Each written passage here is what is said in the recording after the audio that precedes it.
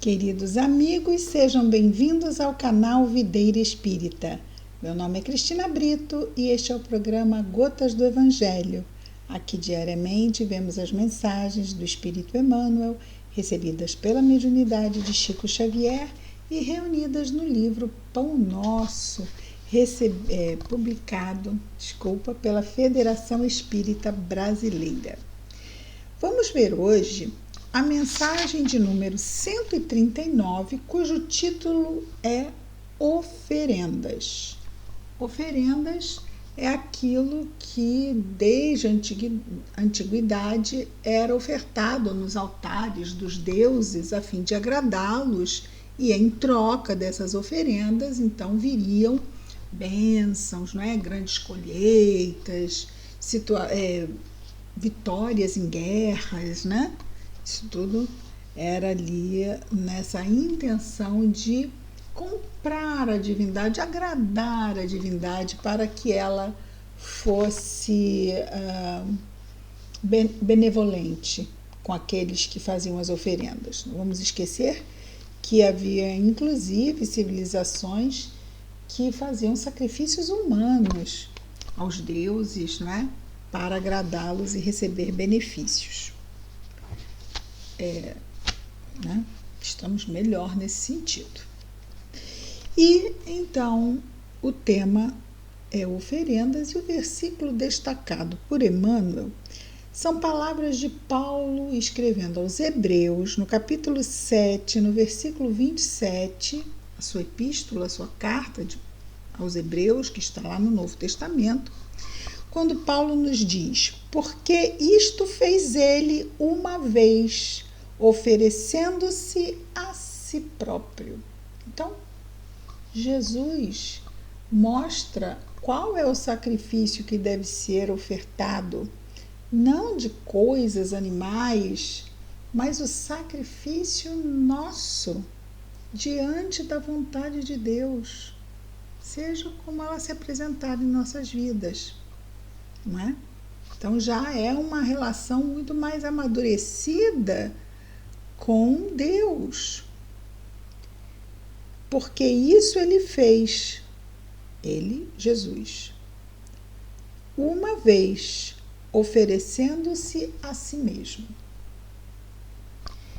Aqui falando, obviamente, do testemunho da cruz, não é? Emmanuel, então, comentando as palavras de Paulo, porque isso ele fez, uma vez, oferecendo-se a si mesmo, nos comenta Emmanuel: as criaturas humanas vão sempre bem na casa farta, diante do céu azul. Está tudo bem, a fé vai de vento em popa, não é? Entretanto, logo surjam dificuldades, ei-las à procura de quem as substitua nos lugares de aborrecimento e dor. Ou seja, preferia que fosse outro passando por isso ao invés de mim, não é? Muitas vezes pagam preço elevado pela fuga e adiam indefinidamente a experiência benéfica a que foram convidadas pela mão do Senhor. Sim, a vontade de Deus não é aleatória. Se aquela situação chega em nossa vida, ela tem um propósito. E quando ele diz aqui sobre a fuga diante das dificuldades, pagando-se um preço elevado, pode ser através do vício, pode ser através do entorpecimento dos sentidos, dos mais diversos físicos, dos mais diversos vícios, não apenas drogas, mas outros vícios também, e até mesmo o suicídio também é uma fuga, do qual pagaremos, vamos dizer assim, um preço muito caro. Toda fuga terá o seu preço, mas o suicídio mais do que qualquer outro.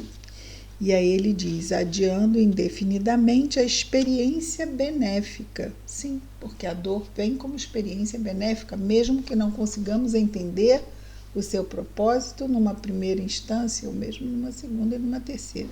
Muitas vezes só vamos entender quando retornarmos ao mundo espiritual quando retomarmos a nossa memória do passado, entendendo a própria dinâmica de causa e efeito, quando a causa da dor não está nesta vida. Muitas dores nossas têm causas em vidas passadas. Emmanuel continua dizendo o seguinte: em razão disso, em razão de estarmos, quando está tudo bem, mas quando vem a dor, muitas vezes foge-se dela e assim foge-se dos seus efeitos benéficos, adiando esses efeitos para quando estivermos mais dispostos a enfrentar, viver e superar as dificuldades. E aí ele diz: em razão disso, os religiosos de todos os tempos estabelecem complicados problemas com as oferendas da fé. Nos ritos primitivos, então ele faz aqui um olhar histórico, não é? Nos ritos primitivos, não houve qualquer hesitação perante o sacrifício de jovens e crianças. Com o escoar do tempo, ou seja, com o passar do tempo, o homem passou a matança de ovelhas, touros, bodes nos santuários. Por muitos séculos perdurou o plano dos óbulos em preciosidades, óbulos, essas oferendas, não é? Em preciosidades e riquezas destinadas aos serviços de culto.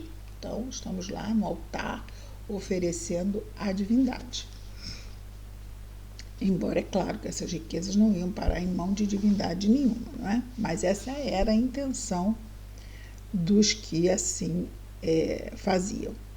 Com todas essas demonstrações, porém, o homem não procura senão aliciar, ou seja, atrair para si a simpatia exclusiva de Deus, qual se o Pai Celeste estivesse inclinado aos particularismos terrestres, do troca-troca, né? A maioria dos que oferecem dádivas materiais não procede assim nas casas da fé por amor à obra divina, mas com o propósito deliberado de comprar o favor do céu, eximindo-se ao trabalho de autoaperfeiçoamento. Nesse sentido, contudo, o Cristo forneceu preciosa resposta aos seus tutelados do mundo, nós. Inclusive, no Antigo Testamento, ele era chamado de Cordeiro de Deus. O cordeiro era um animal de sacrifício, não é? Então, já estava na programação da vinda do Messias que ele, sim, seria e passaria pelo sacrifício. E como a intenção de Jesus, que é o Cristo, não é? O Messias, é nos ensinar a, ia dizer, nos encaminharmos a Deus, mas na verdade Deus está em nós, não é? De estabelecermos o reino de Deus em nós. Para conquistarmos isso, precisamos matar em nós o homem velho e deixar que este homem novo, evangelizado, na plenitude de suas virtudes, vá sendo trabalhado. E aí nós temos esse código de moralidade, que é o Evangelho, para ser não apenas conhecido por nós, se for só conhecido intelectualmente não vai fazer diferença nenhuma na nossa vida, mas uma vez conhecendo, colocarmos em prática, e é na prática que a luz vai brilhar. Jesus disse, não é? Fazei brilhar, nos incitou a isso, a vossa luz. Então, voltando aqui a Emmanuel, nesse sentido, contudo, Cristo forneceu preciosa resposta aos seus tutelados do mundo, nós. Longe de pleitear quaisquer prerrogativas, e até ele poderia, não é? Espírito puro, veio aqui, governador da terra, mas como ficaria a lição? Ele tinha uma missão de nos passar a lição do Evangelho. longe de pleitear quaisquer prerrogativas, não enviou substitutos ao Calvário. Tem que alguém lá, o Cordeiro. Quem vai ser o Cordeiro? Eu. Ah, mas pode ser fulano. Não, vou eu. Veio o próprio governador do planeta. Então, não enviou substitutos ao Calvário, onde ele foi crucificado, não é? Ou animais para sacrifício nos templos, e sim, abraçou ele mesmo a cruz pesada, imolando-se em favor das criaturas, ou seja, sacrificando-se em favor das criaturas e dando a entender que todos os discípulos, todos nós, serão compelidos ao testemunho próprio no altar da própria vida. Então, não adianta adiamentos. Podemos ir adiando, mas não vamos pular etapas. Podemos adiá-las, mas pular etapas ninguém pula. Então, na hora, somos imortais, de quem é o interesse? Nosso ou dos espíritos superiores? Os espíritos superiores já são superiores. A gente sempre lembra, né, dos pais diante do filho, que quando passa de ano parece que está fazendo um favor para os pais. Tá, não. Quando ele passa de ano, o benefício é dele. Os pais já tiveram lá a sua vida escolar, né? Ele é que precisa fazer por ele. Assim também como nós precisamos fazer por nós e irmos conquistando o nosso progresso. E o ritmo, quem vai estabelecer somos nós, somos imortais. Deus vai continuar nos oferecendo oportunidades infinitas. Se não for neste mundo, vai ser em outro, porque a casa do Pai tem muitas moradas. E isso aqui não é? Então, é o nosso interesse. Então, dando a entender que todos os discípulos serão compelidos, serão levados a prestar esse testemunho próprio no altar da própria vida, se não agora, mais tarde. Mas é certo que assim acontecerá, não é? Isso por amor, não é? Porque Deus nos quer plenos, plenos. Assim como queremos também aos nossos amados, não é? Os pequeninos que cresçam plenos, isso é amor. Nem sempre os nossos pequeninos entendem, nem sempre também nós entendemos a Deus. Vamos orar a Jesus. Querido Mestre Jesus, obrigado, Senhor, por mais este dia, pela oportunidade de mais esta experiência reencarnatória. Favorece-nos, Senhor, com o discernimento. Ajuda-nos a nos lembrarmos da importância do estudo, da reflexão, da prece, da vigilância.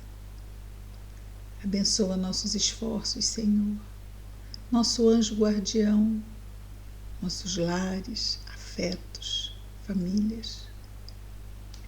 Abençoa todos os nossos irmãos de humanidade, Senhor Jesus, em especial aqueles que neste momento se encontrem em sofrimento, encarnados ou desencarnados. Abençoa, Senhor, a nossa saúde física, mental, emocional e espiritual. Que as tuas bênçãos, Senhor, estejam em nós e entre nós, hoje e sempre. Graças a Deus.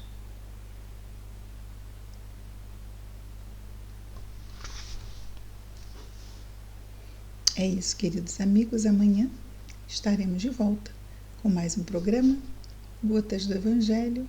Muita paz a todos.